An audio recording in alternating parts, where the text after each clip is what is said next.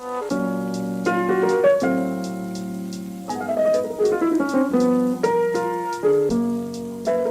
I am back with a new miniature makeover, and this is a space that I have been wanting to make over since I've moved into this apartment, but it actually wasn't even on my mind until recently because for some reason oh, by the way, I'm remaking over my kitchen. I don't know if I mentioned it.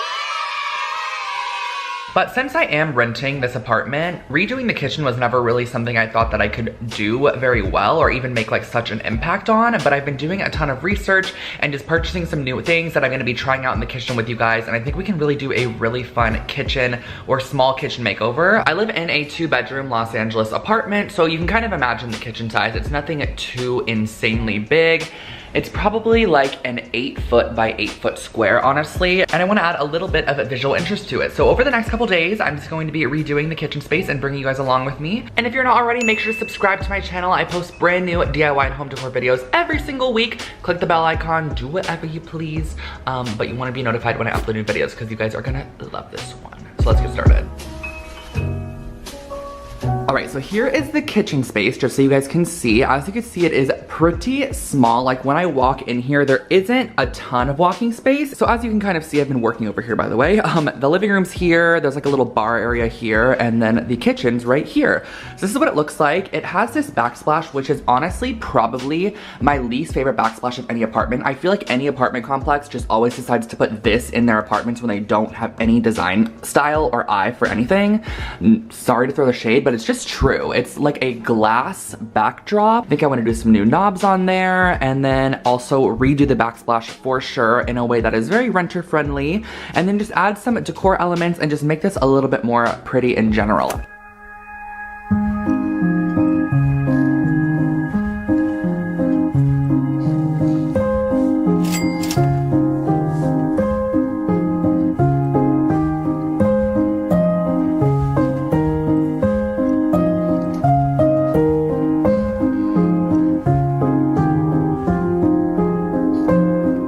Down this row, and now I'm getting into an area where I'm gonna have to cut a little notch out. So basically, as you can see here, I need to cut out a space to where this goes around.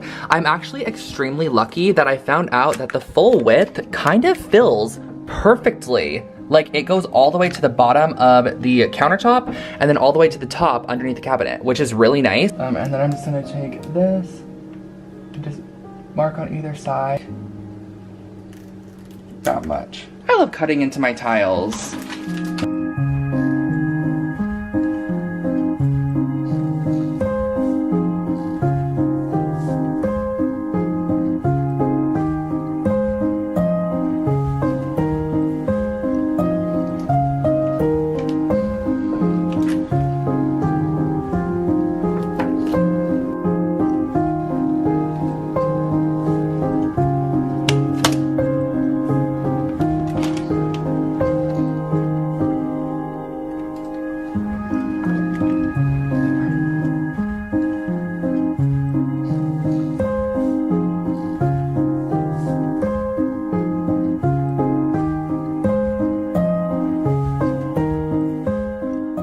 So here is the finished first wall. This is like the main area because it has the biggest area of backsplash on it. Looks so good, but I'm gonna go in now and just cut off these excess tiles here. There literally are only 2 tiles in this whole thing, these ones right here, that have a little, like, not air bubble, but the tile that was underneath actually stuck out a bit. So those just have some character. Not too concerned about those. And I got it to go all the way under here. I had to do a little bit of patching right here. If you can tell, these are like little tiny strips. Also still gonna be doing this whole section here, all the way around here, and then also up kind of behind the refrigerator there. All right guys, I stopped by at Goodwill and I'm with McKenna. We actually just went out to like brunch. Kind of found out that we live a block away from each other. Literally a block away from each other. We can walk back and forth. It is crazy. So we wanted to stop by the Goodwill because I was like, I'm doing a kitchen makeover, so let me see if I can find anything in here. We're just looking around. You already went here this morning. I did. Yeah. I was here this morning. You saw my story. I was like, oh my god, I already like. She already got all the good stuff. I'm gonna need to come over and seal it. So we're gonna see if we can find anything. But it's now a couple days after I did the first filming section, which was kind of putting down the brick, and I actually, in the meantime, finished all of the brickwork. It looks so good. These peel and stick tiles were actually pretty easy to work with, so I do highly suggest them. I'm gonna make sure to link them below for you guys, because if you want like a quick and easy kitchen fix, I feel like this definitely makes a great impact. I actually also did it on the side pieces here, well, only on this side, so it kind of wrapped around, which I think looks really pretty. And then last night, my roommate and I did a little bit of shopping. We went to Target and Home Depot. I have to head into Home Depot pretty quickly just to get a couple of items. I'm actually not gonna spend very much here at all. I just need a piece of wood cut down and some rope to create this hanging shelving unit that I want to put above the sink. For the hanging shelf, I'm going to pick up this 6-foot piece of common board, and it looks like it's probably about 6 inches wide as well. This is going to be perfect to cut down into 3 22-inch sections. Making a quick stop at Target, which seems to be my favorite place to shop at ever. I'm wearing a flannel because it's still November, and I'm really excited because I'm gonna grab a couple of stuff for the kitchen makeover. I'm actually in like the hearth and hand section, and I'm just kind of looking for some things that might look good in the kitchen, but I'm trying to keep it very budget friendly. So far so good. I picked up these 2 little canisters. This is a little sugar one and then a flour one, which I think will add some nice texture to the countertops, and it has the wooden tops, which I wanted just to add that warmth factor. And the same thing, I added this marble and wood paper towel holder. It's just a little bit nicer than the one we currently have, and I definitely think it was time for an update on this. I saw it in Exo McKenna's kitchen makeover that she put this rug in there, but she actually got the runner version of this rug. But I found that they had a little miniature version, which I think would go great in front of the sink since the space isn't that big in the kitchen.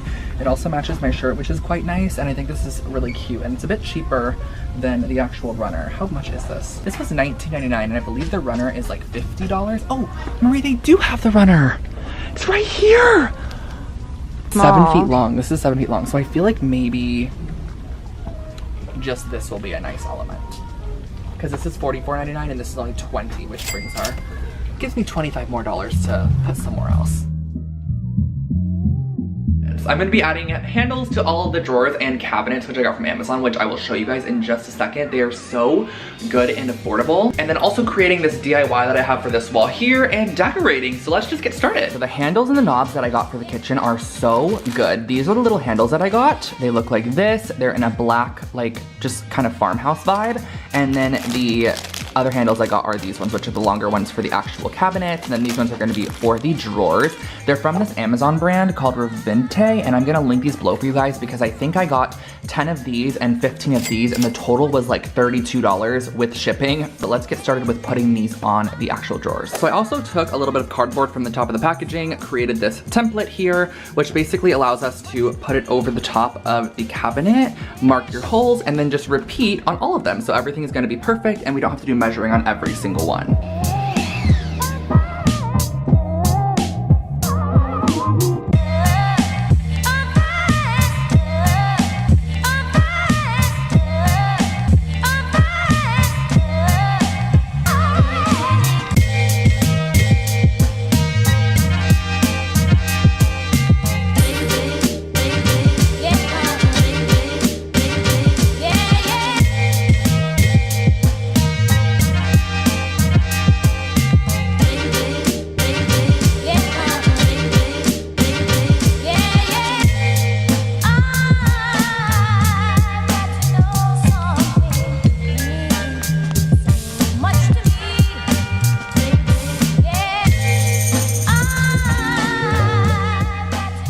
If you have made it this far, it is time for the do-it-yourself project of the video. I have been super inspired by open shelving in kitchens. I just love how it displays like kitchen items. I really love it, and I want to make my own. So I'm starting off with a little bit of wood, some rope, ceiling hooks, and some early American wood stain. And basically I bought a simple plank of wood that was 6 inches wide, and I had it cut down to 22-inch sections, and I'm using some paper towel to apply on 1 coat of the early American stain. I believe this is a popular wood stain color, but I absolutely love the color. It's like the perfect mid-century tone of wood. I think it's really, really stunning. So then next what I did was I used a 1/2-inch drill bit, and I just drilled in all 4 corners of all 3 planks. That way we're able to then string through our rope. And just to give you guys a guideline, I actually just cut like 12-foot sections of rope just to be safe, but you can really cut however much you think that you're going to need, and then you're going to string it through your first plank. And I found that using one of these like fabric rulers was a little bit easier than a traditional one, but I also kind of just eyeballed the entire thing. I'm not a huge measurer, as you guys know, so I just kind of eyeballed it. And then what I did when I had the 2 top sections done is I went ahead, marked 2 holes, and then I drilled through the ceiling, added in my anchors, and then screwed in these hooks. And I got these at Home Depot, by the way. They actually came with anchors, and they hold up to 30 pounds, but they actually had one as well that was up to 60. So the next what I did was I just strung through my second shelf, and I had my roommate hold it just so we can kind of gauge how it's going to lay. I do suggest adding something heavy to each shelf as you work down, and then once you have all your knots, what I did was I actually went ahead and tightened them and then added a bit of fabric tack to each of the knots just to make sure that they stayed, cut off the excess, and that was the finished hanging shelf. Okay, so the kitchen is basically done. I just finished hanging up the shelf, which looks so good on top of that brick backsplash. We did the backsplash, we did all of the handles, and now it's time to just add all of the finishing touches, like the decor elements, the couple new things that you guys saw me pick up at Target, at the thrift store, and just some of the stuff that we already have. So let's just get to decorating, and then I can reveal to you guys the final kitchen.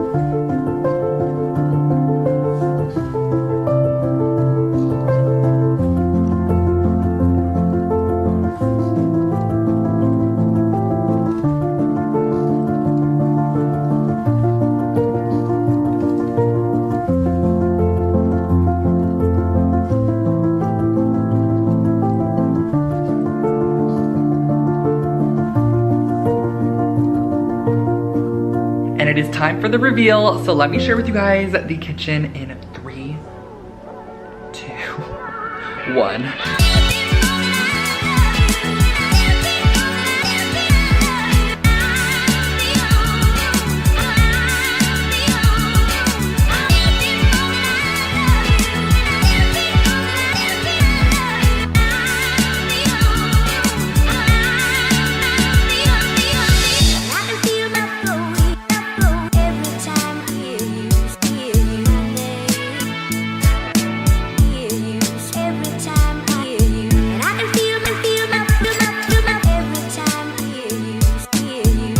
Alright guys, so I hope that you enjoyed today's video. This kitchen makeover is one that I've just been wanting to do since I started in my apartment, but I really didn't know what I could change, and just the small tweaks that I did in the space, I think really created such a nice visual impact. Of course, I can't change things like appliances or countertops or flooring. Those are things that you just have to keep kind of in a renter-friendly apartment, but I did add things such as the peel and stick tile, this really cool shelving kind of unit system, all the new handles and such. But of course, I do rent this apartment, so I wanted to make sure everything was renter friendly at the same time. So I hope that you guys enjoyed this video. Anything that I did use in the video, I'm gonna make sure to link in the description box below for you guys, and do not forget to subscribe to my channel for brand new home decor and DIY content every single week. I'm gonna be posting so much in December, so definitely click that bell icon next to the subscribe button and get notified when I upload brand new videos. You can also follow me on Instagram at LoneFoxHome, which I'll put on the screen for you guys right here, and I will catch all of you in my next one. I'm gonna go enjoy the kitchen, and I'm actually super hungry. I'm gonna make some Trader Joe's food really quickly, so I will catch you guys all in the next video. Bye guys.